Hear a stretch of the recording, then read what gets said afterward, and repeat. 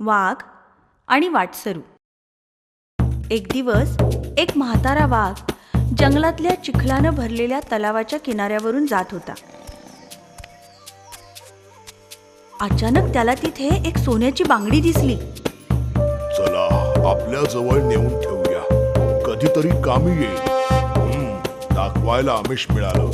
चला आता शिकारीची वाट पाहूया.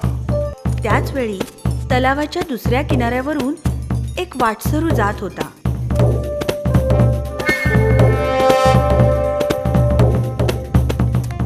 वाघाची नजर त्या वाटसरूवर पडली. अरे वा,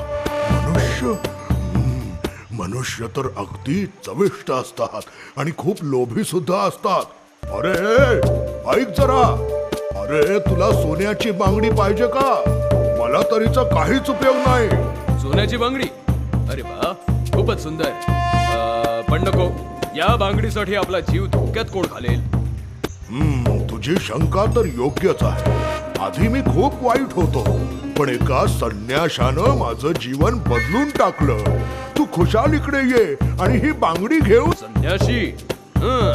एकदा का तू माझा वास घेतलास की तू संन्याशी वगैरे सगळं विसरून जाशील.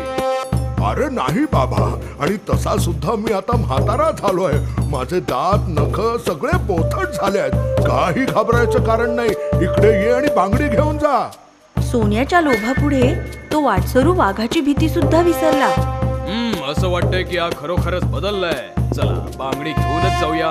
पण तो वाटसरू पाण्यात उतरला आणि काही वेळातच. अरे अरे बापरे, इकडे तर सगळा चिखल आहे. अरे मी अडकलोय. वाचवा वाचवा, अरे मला कोणीतरी. वाघ पटकन त्या वाटसरू जवळ पोहोचला आणि त्याला बाहेर काढून त्याच्यावर झडप घातली. अरे देवा, किती मूर्ख आहे मी. माझ्या लोभाने तर माझं आयुष्य संपवून टाकलं.